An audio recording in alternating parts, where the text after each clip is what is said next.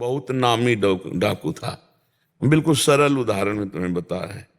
तो एक दिन राज कर्मचारियों ने उसका पीछा किया, अब वो भागा, घोड़ा भी छोड़ दिया, पैदल भागा। तो एक जगह देखा बहुत सत्संग हो रहा था, कथा हो रही थी। पंडित परशुराम जी महाराज कथा कर रहे थे, करमैती बाई के पिता।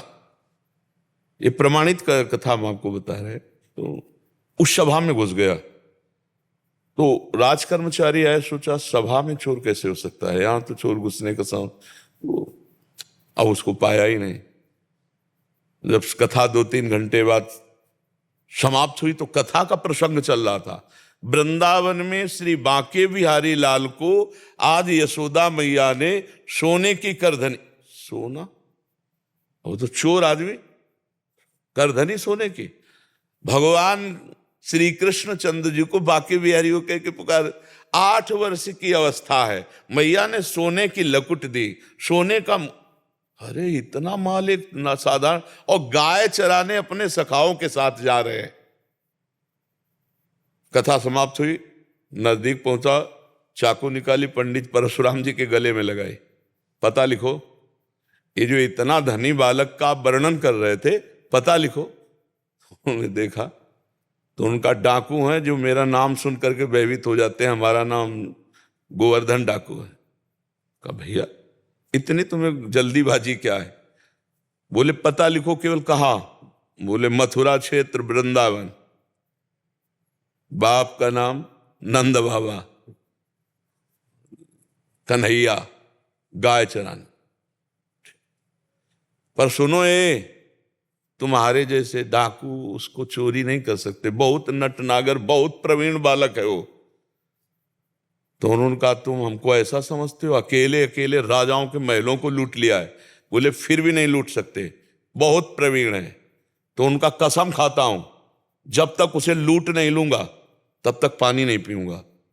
परशुराम जी ने सोचा भगवान की अपार कृपा इसके ऊपर, पता नहीं क्या लीला होने वाली इसके ऊपर।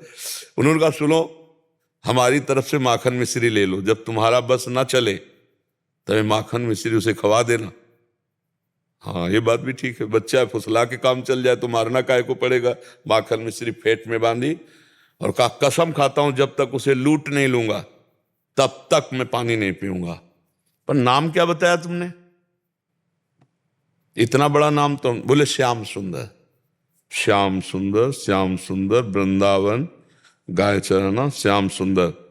अब भगवान का चिंतन बनने लगा। देखो चिंतन बनने लगा। अब वो पैदल चल करके आया।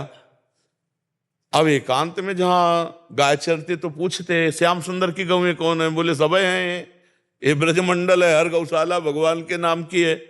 नहीं, बोले वो जो यशोदा मैया ने श्रृंगार करके चराने में, बोले वो तो कथा में लिखा है, प्रगट में थोड़ी अब रह गया। अरे बोले नहीं, पंडित जी झूठ नहीं बोल सकते।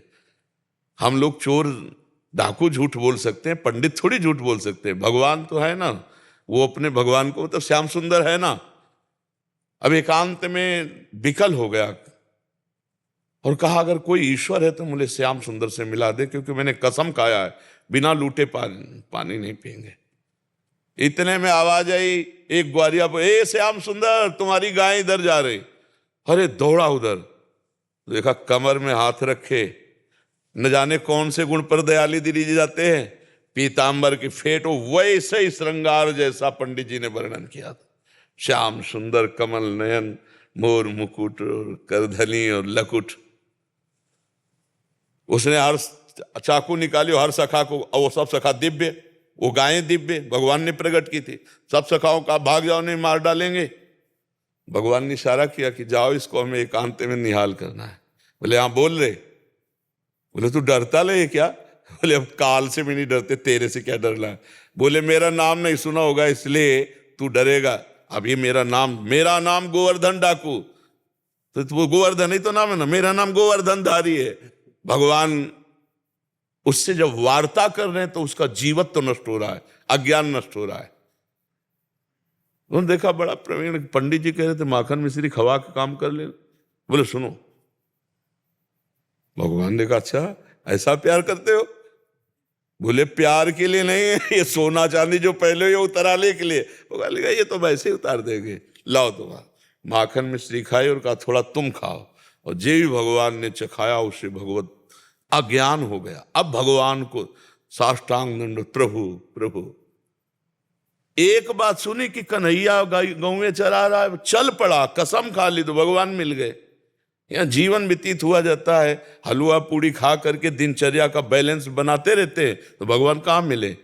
जब भूख प्यास सहकर केवल भगवान के दर्शन के लिए, तो भगवान उसी समय प्राप्त हो जाते हैं। हम लोग सुनते बहुत हैं, समझदार बहुत हैं, नहीं करना चाहिए ये भी जानते हैं, लेकिन भजन ना होने के कारण हम उसको उतार नहीं पाते हैं। भजन शुरू करो, अभी बात बन जाए।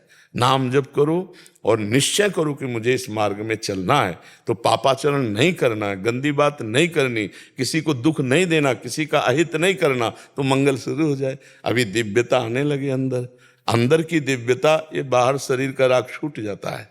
समझ पा रहे आप?